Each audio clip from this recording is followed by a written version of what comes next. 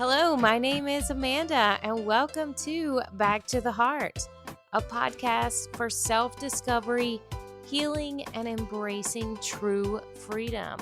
And I invite you to join me as we embark on a transformative journey back to your heart, where we get to choose love over fear.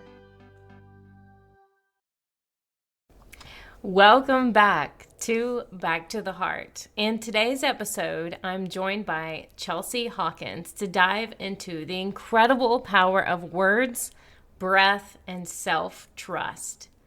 We talk about breaking free from old programming, conscious parenting, living in freedom, and using language to create the life that you truly want. This conversation is packed with wisdom and inspiration, so let's get into it. Welcome, Chelsey. Thank you. Thank you for having me. Tell us about your background and your journey. It's been a almost 20-year journey of getting to this point, and each level has been a new unlocking of freedom for me. It really started when we became entrepreneurs, and I've always worked outside of like the normal 9 to 5. I was in a much more creative field, teaching dance in my university years. Then I had the opportunity to work with our family business, which allowed me to stay home with my children. There was this shift when I became a mother. I had the opportunity to move into the family business and stay at home and not have to find care for my children. I was the care for my children. That was the beginning of me learning I can create whatever I want and take ownership over my time, which is the most valuable currency we have. And if I want to go to the beach on Wednesday, I can. It was a beautiful like unlocking of, oh, this is available. And I did go through what I like to call indoctrination station. I was the best student. I got straight A's, never missed a homework assignment. I went to university. I did all of the things that they said was the plan. Do X, Y, and Z, and this is it, and you're going to be successful. When I finished university, I realized I don't want to do any of this. I have a degree in criminology and psychology, and I don't want to do any of the jobs that this is related to, but I was so curious and interested in it. I really loved the detective part of it. And that'll all circle back as we get to the end of this where I'm at now. But so it's been a long journey of entrepreneurship and learning that I'm powerful and whatever I want I can create. It's going to take some grit, but it's available. And the longer you spend doing that, the more tied you are to the idea of not giving up your time, of not moving back into a space where your time is controlled. I really started going down the health journey. After I had my second child, I was dealing with some health issues and just not feeling good in my body. And I really started to look at food ingredients. And we own the business, the family business is a food business. So we started really paying attention to all of the ingredients and working hard to make our product line the cleanest possible. In doing so, I started recognizing that a lot of the food out there is poison. Oh my God. Yeah, most of it is. The large majority of that's being marketed is poison. That was the beginning of a tangent that brought me really interested into all of the health related aspects. And so these are all little paths that are happening along the way. And then COVID hit. COVID is one of those events that's like there's before COVID and after COVID. Right? At this point, I was really health aware and I was not believing the stories about how to keep myself healthy. I'd already gone on my healing journey and I knew what was best for myself and my family. That led me into coaching. It really transitioned our food business out of regular schedule. We were one of the industries that was affected the most because we were generally working at events, farmers markets, trade shows, festivals, and all of those closed down for 2 years. And I was like, wow, I am not doing all the other regular things that I would normally be doing. That's when I started diving into breathwork. And I finished my breathwork certification beginning of COVID. And then I was working with clients doing life coaching and not understanding that the words were so important. I was working with people, but I didn't have like a clear formula, strategy, format. And we were actually on a road trip to Alberta. We were leaving BC because we couldn't go anywhere. Alberta was open. So we could go to the mall, we could go to restaurants. So we were like, okay, we're on a road trip to Alberta.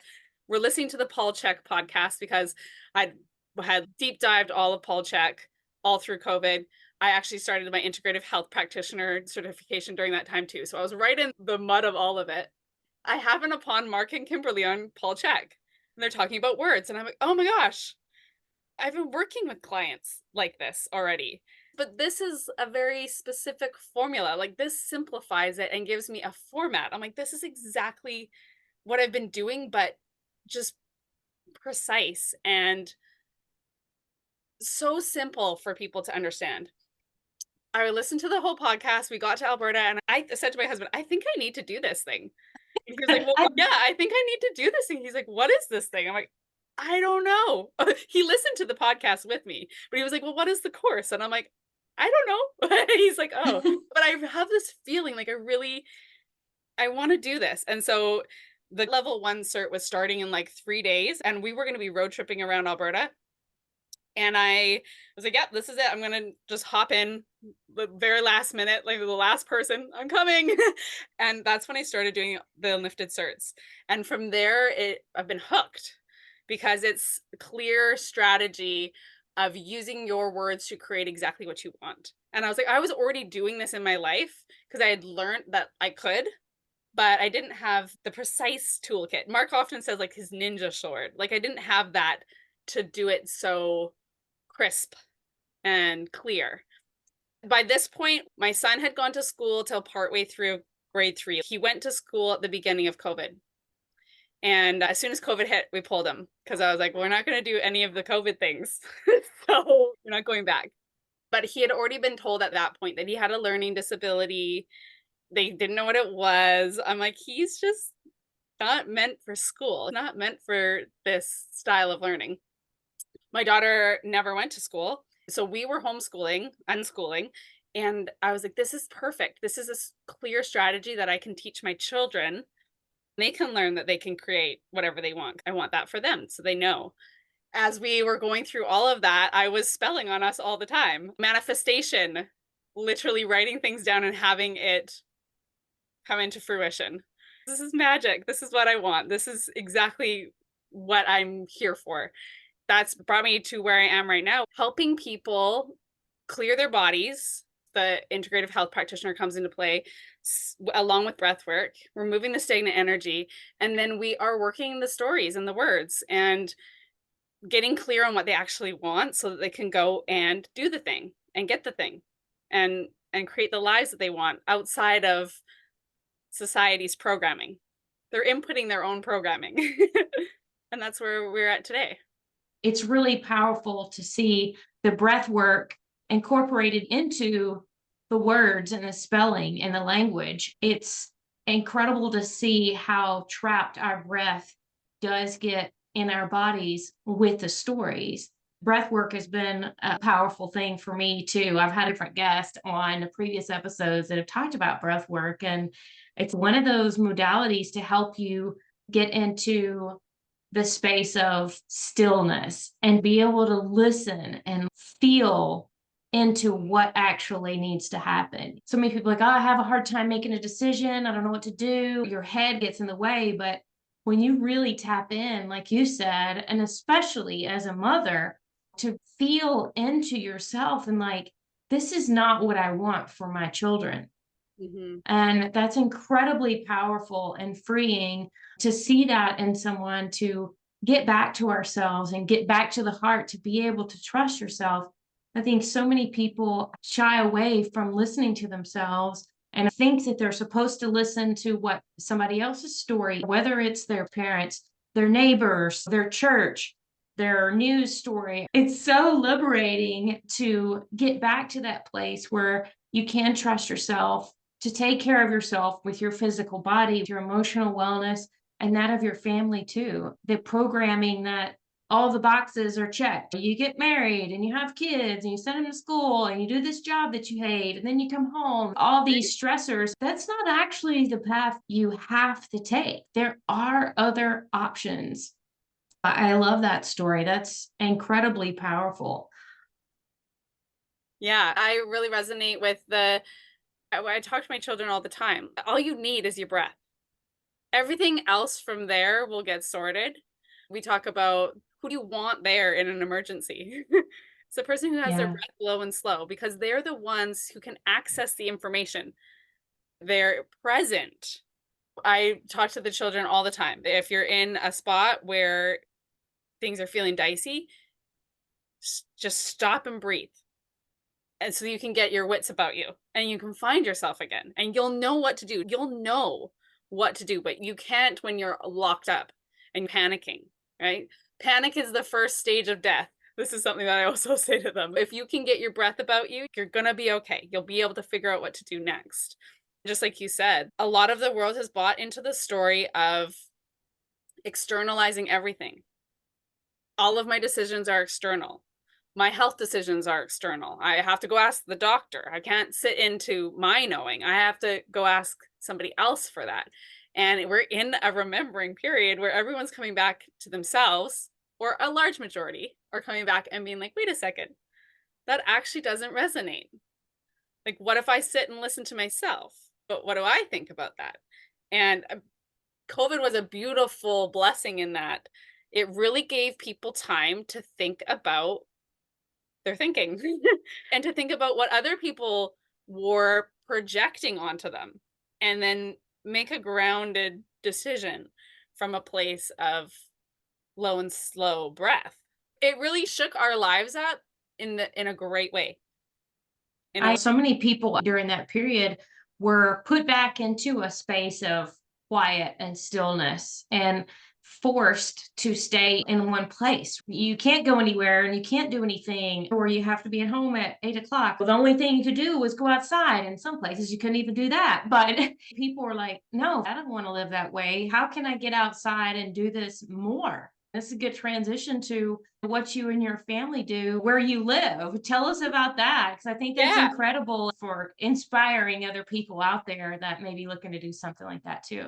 I didn't recognize that this was one of my core values as I was growing up, but it's become very apparent to me now that freedom has always been at the core, whether or not I recognize that word was what it was, but freedom to have my time, to not be under anybody's thumb, to not be under anybody's rules or regulations. It was always something that I had battled. In 2019, we'd lived in the same house for almost a decade, raised our two kids there. And in 2019, we found out we had to move. Probably the 10 years before that, I would watch Tiny House Living all the time. And I was planting the seeds in my husband's head, like, we could do this. He was like, I don't know. Every time I'd be like, we could do this. And I'd look around my house and that can go, that thing can go, that thing can go. I had a whole list of everything. I was like, all of it can go. When we found out we had to move, I had been in my daughter's bedroom and I was snuggling her, putting her to bed. We didn't know where we were going to go. It was the dead of winter in Canada. And we had a dog and two kids and all these things. I just came out of her room and I said to my husband, I think this is the time to do the tiny house. I was like, what if we just get rid of everything? Part of it too was dread of moving. I did not want to pack everything. I was like, I don't want to bring any of this with me. And he was like, And that's when the whole thing started going. It was like end of December. It was the ground was frozen. Everything was cold and freezing. And we had 2 months to liquidate a decade of our lives. We had a regular size house, like a bigger house, 2-car garage that was full of stuff, never a car. And I was like, oh boy. We also had a vacation plan. So we literally had 6 weeks to disintegrate everything. We decided to buy a trailer, an RV. If we can live in it for a year and be cool with how it's going, then after that year's time, we will build a tiny house. By that time, we'll know what we need. Tiny houses, you are pretty limited on space, so you want to be sure what you're committing to. And so dead of winter, we walked an RV lot. We were the only people there. Told the guy, like, we're gonna live in this. He was like, and like at this point, this is before COVID, right? Like when COVID happened, people started doing that and it became regular for people to just get rid of everything and live in a van. But before that, everyone looked at me like I was a psycho. Are you crazy? People also thought, are you guys okay? Is everything falling apart? And I'm like, everything's falling exactly into place. And they were like, okay. So we walked the lot. The guy was like, okay, when we told him, and we found one. We're like, this is going to be the one. We bought it. We put it on my parents' property. I told my mom and dad, listen, guys, we're coming back, and this is our plan. And so we parked the trailer on their property and began the liquidation. I kid you not, I walked every piece of furniture we owned out to the end of the driveway. And my husband was like, no one's going to come pick that up. I'm like, yes, they are. And within 5 minutes, someone furnished an entire house because I was keeping none of it. My husband and my two children and our dogs moved into a trailer less than 250 square feet. We lived in that for a year, and that's when COVID hit. We moved in 2019 and COVID hit, and then the COVID hit 2020 spring, and we both looked at each other and we're like, well, this is interesting. We're not going to build a tiny house right now because this is a lot going on. So we just stayed in the trailer. We're happy and we liked that we could tow it out at any time, hook it up to the truck and leave. In spring of 2021, we stopped in to look at some tiny houses. And this is one of those like spells that happened. There was 5 houses and we stopped in, talked to the guy. The only one that would work was apparently sold. And so it is the only one that had 2 lofts. So we were very specific. We had to have a loft for each kid. So they had their own space. And he's like, well, that one's sold. It's already got a $10,000 deposit down on it. And I looked at him, I'm like, well, nothing's sold until it's sold. I'm like, it's still here. And he was like, well, they're coming to pick it up over the weekend. And I'm like, okay. We gave him our card. We're going on a road trip. Actually, this would have been 2022 because it all coincides with Enlifted. It was the same road trip I found Enlifted on that we ended up getting the house. And so we got a phone call. I was in a park and the Connor RV's calling. I'm like, oh, we're getting our tiny house. The guy calls and he's like, so they backed out of the deal. Are you guys interested in the house? And we were like, yes, we want the house. We just spelled it into our lives. And that's when we started actually living in a tiny house, which is not RV style, like built like a house. How many square feet is it? It's 250 square feet. Oh my gosh. That's incredible. We have 3 dogs, one of which is a giant dog. So it's like we all live in one room. Ultimately, when I was saying to my husband, we could totally do this, we were always all living in the same room. We were all in the kitchen. Like we were never far from each other. We went to our separate bedrooms, but other than that, we were always in the same space. So I was like, this is going to be great. And it's been amazing. That goes back to the core foundation of a family, spending that time together that so many people have gotten away from. What spells or what did you use to drown out that noise of the people around you whenever you're like, you know what? No, I'm tapping into me. I'm feeling this. It may not make sense to you, but I feel that this is what's right for me. Like, what did you say to other people? How did you deal with that? Yeah, there was so much judgment, especially from a couple of my friends who'd known me since I was a kid, because they had really bought into the story that success is you buy a house and you buy this property, go to your 9 to 5 and you get the car. I was living a life outside of that realm, owning my own business, making my own way. So I had already stepped out and been like, we're living differently. And I always just came back to, I know this is right. I have this gut intuition that this is what's right for us. As I look back, the timing was amazing. It dropped in at the perfect time because of everything that happened after. All of the COVID things that happened. This is exactly what was supposed to happen. And thank goodness I just listened to myself. Collecting the evidence. I had enough evidence of all the times it worked out when I listened to myself that like I could stack it. And then I had evidence of when I didn't listen to myself and what kind of position it put me in. And I was really getting good at being like, oh, every time I listen to myself, it works. Every time I stay true to myself, I am happier. And so at that point at this and my journey, I had already stacked so much evidence. And I was also like, you know what? As entrepreneurs, my husband and I are super risky. We are not afraid to risk it. We're not afraid to jump, see where we land. And it's a practiced trust in ourselves. So I was like, you know what? We're going to jump.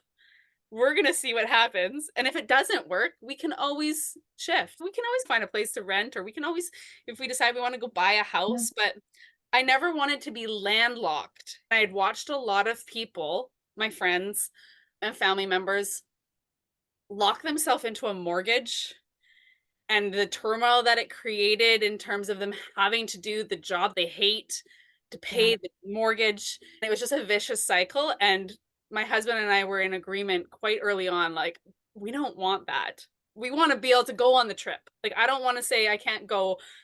We have a condo in Hawaii, go to Hawaii often. And I never want to say we can't go to Hawaii because we have to stay and pay the mortgage. Like, that felt tight and constricted, and I want to be free. So that was always like a baseline for us of ultimately freedom, of being able to make the decision that's true to us and not having to do anything else because of a different story that's not in alignment. We're at such a completely different place than our ancestors were and our parents' parents for sure. And thinking about the ability to make changes and shifts in their lives is so much more difficult. And it's like now we do have so much freedom Mhm. to change jobs, to change where you live, to change partners, to change whatever. It's like this whole idea that you have to have the same thing for your Mhm. entire life or for 20, 30, 40, 50 years is just not reality anymore. Yeah. And the ability to make those shifts and to know that you can make a decision and you can also change that decision. You Mm. can pivot at any time. And the more you continue to build up that trust muscle and trusting yourself, using the breath work, meditation, whatever modality helps you to get into stillness, to be back into your own heart, to listen to yourself. If we decide to do this and things start to go sideways, we can change. We can get a Yeah. different job. We can get a different place to live. People, I think they get into their heads and they think, well, I wouldn't do that. And that's where the judgment comes in. Mm. Like, what are you doing? Because they can't even foresee that even being an option for them. So it's judgment projecting onto you what Or they don't have the courage to do. Even entrepreneurship, like for me, I didn't grow up around a lot of entrepreneurs, but my limited belief was that the entrepreneurs I saw work their asses off. They never had time to take a break. They couldn't hand over the work to anybody else, but that was them, Mhm. and that was their business. So I took a lot of unwinding for me to see that I don't have to live in that rigid formation of if you own a business or work for yourself, you have to struggle all the time. It was like, Mm. no, you need, quote unquote, that security of someone else giving you a paycheck, not realizing that that is actually more strapping because like you said, if you've got a mortgage payment of $2,000 or $3,000 a month, then people get in this feeling of like, well, I can't quit my job because there's the negations, right? I can't Yeah. quit because of this. Well, actually, that's not true. You could. And then Yeah. people, I can't do this because this is where I live and that's not there. Well, Exactly. This is it. Right? When people find out how we're living, it really gets their wheels turning because it is not common.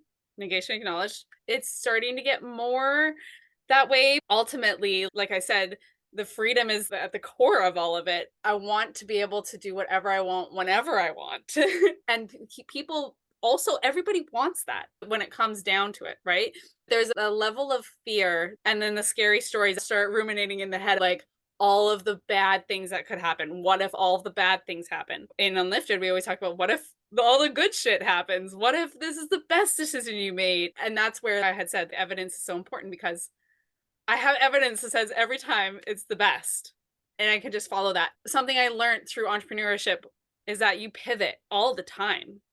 You get so good at riding waves and pivoting and not staying super attached, because it can shift drastically. Anybody who was an entrepreneur through the COVID years was really put to the test there. It's this illusion of security. Like when you said, like, like this job is secure. Well, at any moment that job could vanish. Where is your security? It's in you. It's in your breath. It's Yeah. you knowing that you're going to figure shit out every time you have that power within you. And that's the biggest security you can create in your life, trusting yourself and knowing that you're going to figure it out and pivot if you have to. The basic human needs are food, water, and shelter. Shelter being safety, right? And everybody's looking for safety. But in reality, if you really dig into what is safety, safety is freedom. Yeah. So when people think this is the safe choice to have this job or to live in this space, is it really that safe if it is chaining you down to something specific? So true freedom is the safety, the freedom to choose. Exactly. Love over fear. You get to choose. What is my path going to be? What is the spell that I'm going to create? What is it that I actually want? And to have the freedom to do that, I think that's incredible. Anytime somebody talks to me about being fearful about a decision that they're making, like, okay, I'm going to quit this job or whatever it is, and I ask them, I'm like, but fear and excitement, they're energetically, like, they're the same feeling in your body. Can Yeah. you tune in and like see, like, could that actually be excitement of what that means for your life? Like, that Yeah. is availability. You can choose to label it fear, or you can choose to label it excitement. They have the same energetic feeling when the person's talking about it. And it just gets people thinking about, oh yeah, because they want us scared. They want us in holding patterns, because when we're scared, we don't create. When we're fearful, we don't create. And that's the biggest power we all have, is how creative we are. That's Yeah. going to help everything shift, is getting creative. And that was another beautiful thing that's happened over the last 5 years, is people had time to get creative and Yeah. pivot and do something different. And so it's one of the most exciting times to be alive. Right. I agree. If you're ready to rewrite your story and embody your authentic self, book your free 30-minute one-on-one introductory call with me, and let's get you back to the heart. Check out the Calendly link in the show notes. Yeah. Well, let's shift a little bit then to your kids, and tell me, what age did you really start using the word work with them, and what are some of the key things that you feel have been really impactful for your relationship with them and them developing as little humans? My son is almost 14 and my daughter just turned 10.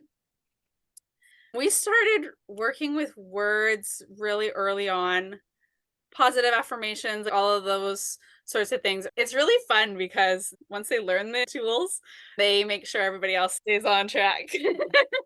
Right? Because you retain so much more when you are teaching it. Yes. Then they teach me. Oh yeah, that was a soft talk word.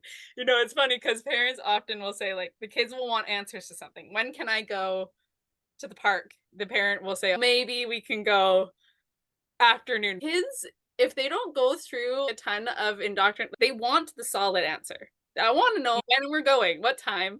It was fun to see that kind of shift and be like, oh yeah, look at how often parents are using soft talk, where we're not committing to the plan, but the child is like, we're committing to the plan because this is what I want. When you really start tapping in, kids are so clear. They're so connected. They don't have all the language programming when they're in a young age, and they are already masters of language. They'll catch you on it, which is amazing. We really started utilizing it because both of the kids have their own businesses, and building them up to know that they can do the thing, get goal setting, and what do they want to create? What do we want to create? What's the goal? How are we going to get there? What's the story that we're telling ourselves as we're moving through that? It creates a level of confidence in them that you can't put a price on. They're so connected. That's how I would describe them. When people meet my children, they're like, "Wow, that kid, he's 13, but he's talking to me like he's 21. Like he's so connected. He can have a conversation. He can look you in the eye. He takes up his space." It's just a different style of education when they're going to school. It's like a child prison. They have to ask for permission for everything. They have to ask to get up. They have to ask to go to the bathroom. They have to ask if they can have a snack. They're literally in a regime. There's no self authority. They can't ever decide for themselves. They have to always ask permission. And as soon as we started, like, especially extracting my son out, he wasn't good at listening to that authority, anyways. He would just do what he wanted. And just really building up that muscle of, no, I actually know what I need right now. I know I need to go to the bathroom, and it's okay for me to get up and go. That's so simple. Well, I don't know any 10-year-olds or 14-year-olds that have their own business. So clearly something is working in the right direction. So Yeah. that's incredible. And I'm sure that is really a proud moment for you as a mom. It's funny too, because their businesses are like farmers market style businesses. That's Yeah. what we help them make because that's what we were doing. They are talking to people all the time. And one Mhm. of the things that they get asked all the time, and it's really interesting how this is what people's conceptualization of children is right now. It's like on this really base level because one of the first things they get asked is, "What grade are you in?" They don't get asked anything about themselves. They don't get asked what Yeah. their interests are. It's, "What grade are you in?" And then when they tell them that they're not, people are just like, "What? Like, that's crazy. What do you mean?" And my son's like, "Yeah, I don't learn anything at school anyways. I'm learning right now. Like, this is actual real life applied." It was really important for us to show them that they can make their own way if they want to. They can get a job too. They can do whatever they want, but not often do kids get the opportunity to see that they can create something and make income off of it. They're often told to get the education Yeah. to get the good job, and then you're always working for somebody else.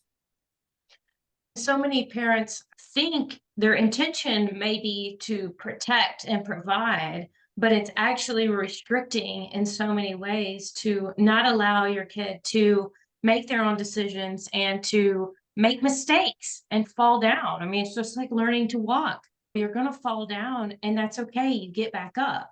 You'll be there to help hold on to the back of the bike while they're trying to learn, but you got to let it go. It's like building the muscle of internal authority, like your intuition, letting them do it, letting them practice that, because that's something that's been totally stripped from kids as soon as they go to school. It's like you no longer know.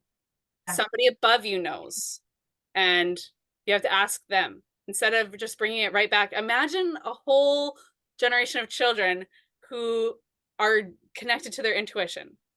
Yeah. That will change everything. That will world, because they're going to grow up and have the faculties and have exercised the muscles to create what they're supposed to create and actually follow their passion, right? Like actually create the thing that they're supposed to in the world, like the invention or the cure or whatever it is. The school just limits them, just tells them to shut down their creative authority and also their intuition. And that's why we have a whole bunch of adults only coming back to it in their adult years and being like, "Wait a second, it just took me 40 years to figure it out." People have been telling children for so long, you can do whatever you want to do. You can be whoever you want to be, but it's going to be from this list. Here's how you got to do it. And it's like, wait a minute, you just said I could do whatever I want, but now you're saying it has to be from this process and this list in this way. People get to their adulthood and they're like, wait a minute, I thought I could do whatever I wanted. This Yeah. isn't it. It's this. Yeah. This is it. The story is not aligning. You're Yeah, telling me it I doesn't can make do any, sense. but at the same time, you're telling me I have to stay in this limited program. Yeah. And I know that it's not going to get me where I need to go. I know that it's not going to take me there. That's where the cycle begins. The cycle starts until you give yourself permission to get out of that cycle and do the thing that you actually want to do, make the jump, lean into the excitement rather than the fear. You Yeah, stay on the hamster wheel. exactly.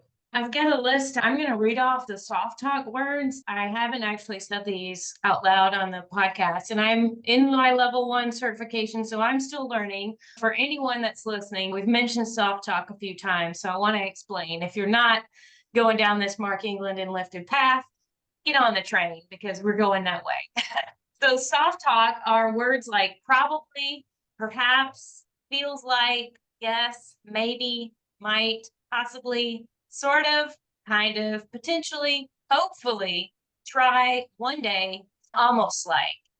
And I think, see, I'm still practicing it, but it's really these words to me, what I see whenever I hear people use these, and especially myself, is it's extra words that have been added into our vocabulary whenever we are uncertain Mm. or when we are afraid to make a confirmed decision because of the fear that I may change my mind or that may not be right. I'm not really tapped into myself. I'm not really listening to myself. So, as that has continued to happen over time as adults, right? As you said, children don't use these words. They're very matter of fact, like it is or it isn't. It's not like feels like or probably or hopefully, like we're going to Mhm. the park or we're not, like yes or no. And as adults, as we've gotten away from our hearts, gotten away from listening and trusting ourselves, listening to all of the monkey brain stuff, all the experiences, all the programming, whether it be at school or family, that we shy away from trusting ourselves. So we're like, well, maybe that could possibly happen. It feels like, no, it is or it isn't. And Yeah, it's incredible to see those words and to practice recognizing them, number one. And then second is being affirmative in the words that you speak. absolutely. Well, it's like you want to get it done. You're going to get it Yeah. done. Kids are very sure they're going to do the thing. Be interesting to really look at where that starts shifting, maybe in the teenage years where they're starting to have like somebody might judge me for it. So they're starting Mhm. to take in other people's concepts and all of that. But younger children, they have a plan, they're sticking to it, and they want it done. For any parents listening out there, they know they're on you about it. That's what they want. And somewhere along the lines, we shift out of being solid because we're programmed to ask somebody else if it's okay, ask for permission. I think Well, I and can. if as a parent, you're not confident in yourself, your decisions, your authority, and the words that you're speaking to your children, how can they become confident in themselves? They're watching and learning everything Mhm. from their parents. And I can see how incredibly powerful it is. I'm telling the stories that I heard and learned my whole life. And not that, both my parents are great parents, right? I mean, they were doing what they knew and using the language that they knew. But it was very confusing in so many ways. And I'm learning to untangle that and reprogram. So if there's parents out there that can be learning this stuff and teach it to their kids at a young age, then it's less untangling and less inner work they have to do as they get older. Absolutely. Like all the healing that we do passes on generations forward and healing generations behind us. But as we're healing and working on our stories and working our language, our children can too. And we're doing the work for them. They're learning their own inner guidance and their own inner faculty, and they're standing in their authority. That's how it's going to change the world. That's how everything's going to shift because eventually the pendulum will swing and we'll have people who are standing in their power and making decisions from a grounded place with their breath. And that's what we need in the world. It's exciting to be alive right now because I am seeing that more and more people are making those decisions and going that path. If it's a different quantum leap, a different love playing field that we're on, fine, I'm ready. I want to be there. I want to stay there. Let's do what we can to get back to ourselves and take care of our own families and just keep moving forward. Exactly. Creating our best lives and having fun, Yeah. having Yeah. an adventure, doing fun, exciting, cool shit with good people. Like it doesn't have to be complicated. when you go by that exact rule book of here are the things you're supposed to do, and here's the path that you're supposed to take, and you work this type of job and do all of that created a time for no play. Mm-hmm. It was like, here's what it is. And if the activity or action that you desire to do doesn't have a specific purpose to save time, to make money, whatever outcome, if it's just to have fun, it's something you enjoy, something to create without expectation, then that's where the real alignment comes in and the real purpose. People get back to their hearts and really love what they're doing. So Yeah, many people have gotten away from doing stuff just because. You don't need a reason, just do it. exactly. This is live, Yeah. be, Yeah. experience, right? What are we ultimately all here to do? We're here to have experiences. It's magical here. We get to tap back into that, right? We get to use our stories and our words to tap back into the magic and our own magic. Everyone has full of magic. We've just forgotten how magical we are. We've forgotten how powerful we are. There's a story that wants to keep us suppressed, but we're starting to be like, wait a sec. That's not the vibe. Thank you so much, Chelsey. This has been a fabulous conversation. Is there anything that you want to leave the audience with? Take the time to sit and listen to yourself and breathe and come back to your center. It might take practice. Everything in your life is created from you. It's created from your center, your heart and your breath. Keep coming back to that and checking in. It's like untapped magic. Start tapping back into it and you can create whatever you want. The story that they told you can be anything you want. You can create whatever you want. We just get to come back to it and start taking action on it and do the things. That's beautiful. Write it your own way. Make your own story. If you're ready to shift your language, trust yourself, and step into your authentic self, I would love to support you. Book your free 30-minute intro call at the Calendly link below in the show notes. Let's get you back to the heart.